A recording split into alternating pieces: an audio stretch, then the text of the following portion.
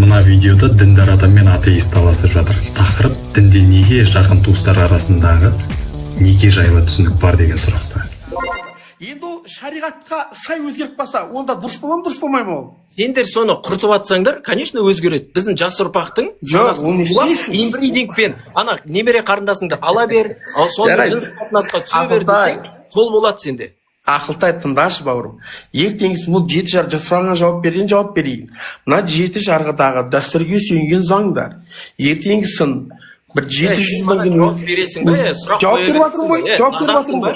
Соншалықты топассың ба, сұраққа жауап бере алмайтын? Қарашы. Маған сұрақ қоймай жауап бер. Мен саған сұрақ қойған жоқпын. Енді мен саған айтып тұрмын ғой, бұл негізі дұрыс болып есептелінеді, шариғаттікі неге? Өйткені ертеңгісін дәстүрдің өзгеру ықтималдығы бар, сен өзгереді дедің, ал онда шариғатқа сай келетін болса, онда сенің ойыңша да бұл онда дұрыс болып есептелінеді. Онда инбридинг дұрыс па не сен үшін? Не қуып отырсың?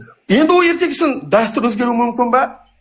Ей, ғылыммен бекітіп алдық емес па біз? Ғылымда да дәлелденді ғой ол. Неше түрлі ауру таралатын генетикалық уровеньде білесің бе оны сен? Ақылтай, дәстүр өзгеруі мүмкін ба? Тұра тұршы, мен сенің құндылығыңды что-то түсінбедім. Сен маған мынаған жауап бер. Сен немере қарындасыңды аласың ба? Ертеңгісін дәстүр өзгеруі мүмкін ба? Аласың ба деймін немере қарындасыңды? Дәстүр өзгеруі мүмкін ба? Немере қарындасыңды аласың ба деймін? Қарашы, дәстүр өзгеруі мүмкін ба? Немере қарындасыңды аласың ба? Ертеңгісін, қарашы, Ақылтай, ертеңгісін.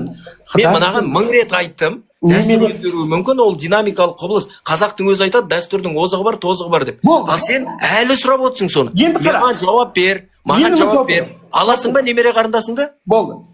Ақылтай, ертеңгісінде дәстүрдің өзгеру ықтималдығы тұратын болса, сен айтқандай, немересі қарындасын алуға келіп қалу ықтималдығы бар ма, жоқ па? Жоқ. Онда өзгермей ма? Оған қатысты түсінікті ғылыммен бекітіп алдық қой біз. Неге қалай ғылыммен бекітіп алдың сен? Сен қалай ғылыммен әлі оқымағансың ба не? Жоқ, сен бескоррупционные браки чем опасны деп гуглға ма жазып көрші көке? Жоқ, тыңдашы мені. Өзің жек көретін. Болды. Немере қарындасыңды аласың ба жоқ па? Болды. Егер сенің ойында. Жауап бер. Аласың ба жоқ па?